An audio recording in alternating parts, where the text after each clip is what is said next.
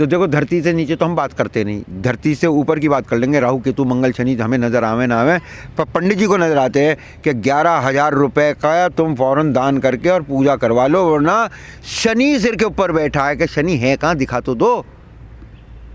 राहु केतु हैं कहाँ, क्या नुकसान कर रहे हैं? तो वो जो अदृश्य चीज़ें इन्हें दिखती हैं, जो दृश्यमान चीज़ें वो इन्हें नहीं दिखती हैं। अब भगवान परशुराम जिसके आस्था का केंद्र है वो बिल्कुल मना है, मेरी नहीं है। क्या वाकई में करती है? देख किस बार धरती से बोल। तो ये कौन है?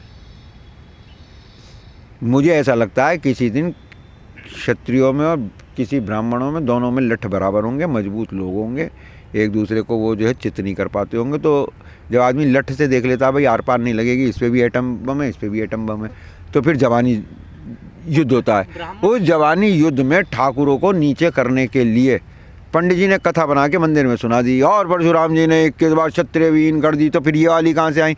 और फिर चूंकि उन्हें अपना वंश आगे चलाना था तो उनमें से कुछ स्त्रियाँ पहुँची उन्होंने ब्राह्मणों से, और ये फिर ब्राह्मणों वाली। अब बताओ तुम कैसे बात बनाओगे उनके सामने? साले नीचे, मुँह नीचे, आगे नीचे। असली क्षत्रिय तो हमने ख़त्म कर दिया भगवान परशुराम ने, तुम साले क्षत्रिय का वो, तुम तो वो वाली हो। अब वो बेचारा मॉरली डिप्रेस हो गया। वो हाँ ठीक कह रहे पंडित जी, भी कथा में लिखा है तो क्या करे।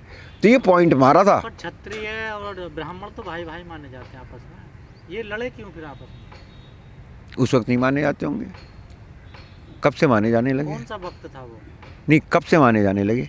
लोग तो यही कहते हैं क्षत्रिय था और ब्राह्मण सब एक ही हैं, ये तो भाई हैं। वो जो उस दिन राजा जनक की सभा में सीता मैया वाला वो शिवजी का धनुष जब टूट गया तो भगवान परशुराम आए, और किससे हुई फिर जवान जोरी? लक्ष्मण ने काबू दिया क्या कोई? फिर बनती तो तब भी नहीं थी भाई। लक्ष्मण जी क्षत्रिय थे कि नहीं थे?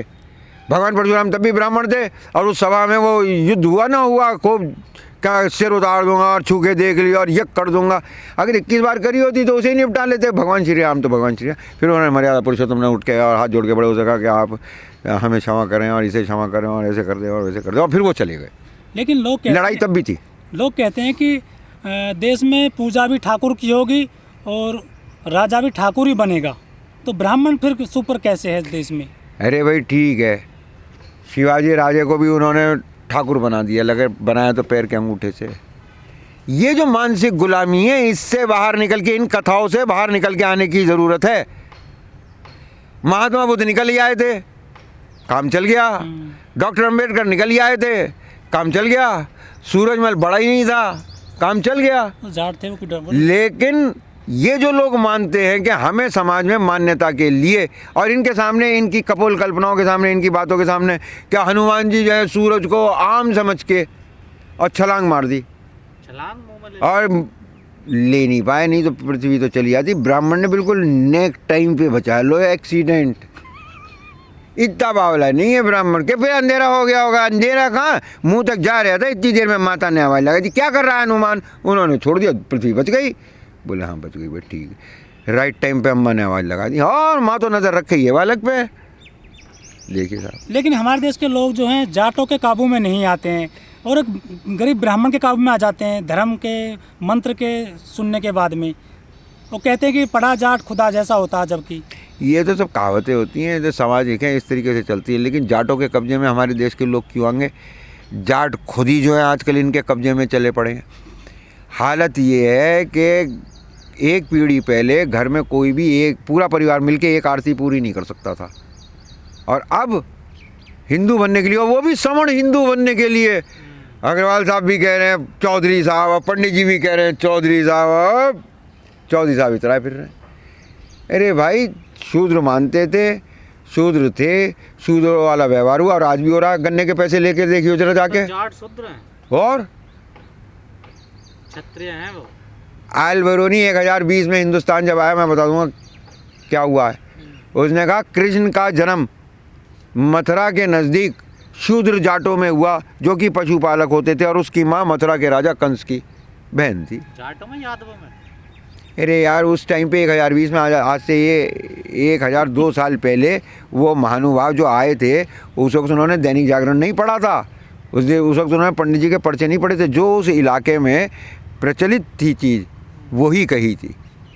तो यादव नहीं है कृष्ण जी? कि इसमें वो है कि यादव और जाट का रिश्ता क्या है, एक कुल, एक बड़ा कुनबा है, उसमें एक धड़ा है। अच्छा, दोनों तो एक ही हैं?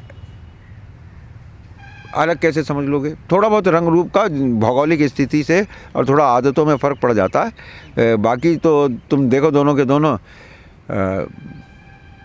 एक तो ज़मीन, हाँ, दोनों खेती करते हैं, हाँ, फिर पालते हैं। दोनों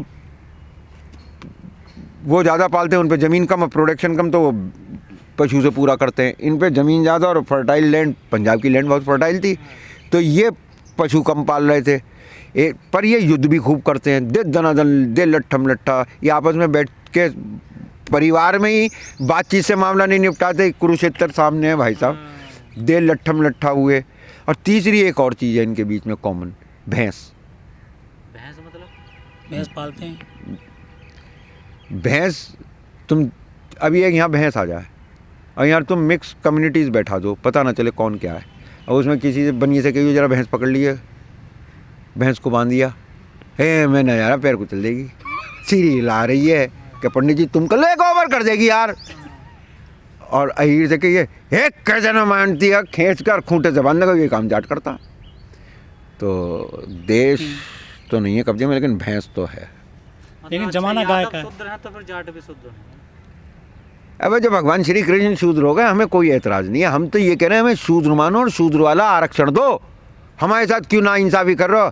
अगर ये करने के लिए हमें बाबा साहब जिंदाबाद अमर रहे नारा लगाना पड़े, हम लगा लेंगे भाई। फिर आरक्षण का तो विरोध करते हैं ना जाट? अंदर नहीं है ना इसलिए। अच्छा, अंदर आना चाहते हैं। जब SC ST हैं तो कहाँ जावे शूद्र हैं। अब तुमने अपने मलाई खाने के चक्कर में इन्हें हिंदू और सवर्ण बना रखा है। तुम ही कह दो आ जाओ भैया। तो ये जो कहानियाँ बनाते हैं इनसे होता क्या है, समाज को क्या मिलता है? बहकाना, बहकाना। कौन बेकार है? हर वो आदमी जो सत्ता में रहना चाहता है वो ये क्रियाकलाप करता है। जनता को समझाना मुश्किल है, बहकाना आसान है। और बहकती कैसे? कथाओं से। तो ये सब कथाएं हैं। मतलब ब्राह्मणों का फायदा है फिर जिधर भी जाए। कथा पे यकीन करना बंद कर दो। ऐसे कर लो, मैं एक छोटा सा उदाहरण दे दूंगा बस, कि एक पंडित जी जा रहे थे, सुबह से कोई नहीं मिला था जिसे प्रवचन देते और कुछ दक्षिणा ले लेते। तो देखा सामने से जंगल में से एक छोरा चला आ रहा था, हरियाणा का किस्सा है। वो छोरा चला रहा था, उसके हाथ में चिराग था। तो पंडित जी ने उससे कहा कि बेटा तुम जानते हो ये ज्योति कहाँ से आई है? उनने देखा पंडित जी का मुँह, फूंक मार के वो बुझा दिया। बोले ये बता दो गई कहाँ? बस इस वाली मानसिकता की ज़रूरत है, फिर आप मुक्त हो जाएंगे। मतलब अंधविश्वास से निकलने की जरूरत बस कितना आसान है। पर अंधविश्वास में शक्ति तो है ना।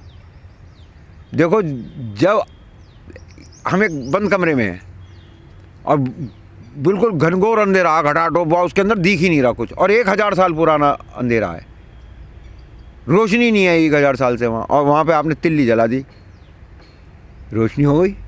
वो रोशनी ने उस अंधेरे से ये पूछा, ये अंधेरे ने कहा कि तू अकेली एक तिल्ली क्या कर लेगी, मैं तो 1000 साल पुराना अंधेरा हूँ। जैसे ही ज्योत जलती है वैसे ही अंधेरा भाग जाता है। जैसे ही आपको ज्ञान होगा आप अंधविश्वास से बाहर आ जाएंगे, सब धुआं छट मतलब जाएगा। ज्ञान की कमी है कहने का मतलब ये कुल मिला के भारत। अगर ना होती तो महात्मा बुद्ध की इतनी मूर्तियाँ नहीं बनती। वो भी मना करके गए थे, उनकी भी तमाम महाराज बैठे साधु। अब तो नए नए युवा के पीढ़ी के लड़के आ गए, वो भी आसन लगा के अपना ज्ञान बांट रहे हैं सबको। ये जो बट रहा ना, ये बता दूं इस बटने के ऊपर क्या चीज़ है। उनमें राम रहीम। रुक जाओ। मैं इन सुने हुए किस्सों पे यकीन नहीं करता, मैं अपने एक्सपीरियंस पे करता हूँ। एक बार मैं एक साधु महाराज के पास उनके मठ में था। वो बड़ पे रहते थे, पेड़ के नीचे, वहाँ उन्होंने कुटिया डाल रखी थी। अगले दिन वहाँ पे भंडारा था कई गाँव का, तैयारी चल रही थी। उन्होंने भक्तों को, अपने जाड़ों के दिन थे, अंधेरा हो रहा था, 3 बजे अपने भक्तों को उठा दिया। बोले सो रहे हो, फिर आते होंगे लोग, पुड़ियाँ बनाओ। मैंने भी रजाई में से मुंह निकाल कर देखा कि पुड़ियाँ काहे की बन रही है, तो देखा कम से कम 10 किलो रद्दी रखी थी अखबार की, और उन चेलों ने उन्हें फाड़ फाड़ के, जो वहाँ धुआं जलता रहता था, भभूत धुआं, उसकी राख को बांध के पुड़ियाँ बांधने लगे। वो मेरा मन तो आया पूछ लूँ कि इसका क्या होगा, लेकिन फिर मैंने कहा जो होगा वो तुझे दिख ही जाएगा, चुप बैठा रहे। सुबह को जब वहाँ लोग आए महाराज के पास, तो एक औरत ने अपनी प्रॉब्लम बताई कि भाई प्रॉब्लम बताने ही आए थे कि महाराज बहू ना भी आ रही, उन्होंने ले पुड़िया। थोड़ी देर बाद एक औरत आई, तो महाराज बोले हाँ मैं बहुत परेशान हूँ। क्या? बोले भैंस ना भी आ रही। बोले ले पुड़िया। कि महाराज के हाँ लौंडा कहना ना मान रहा, कहने से बाहर जा रहा कि ले पुड़िया। महाराज मुकदमे में जो है बड़ी दिक्कत आ रही है, ले पुड़िया।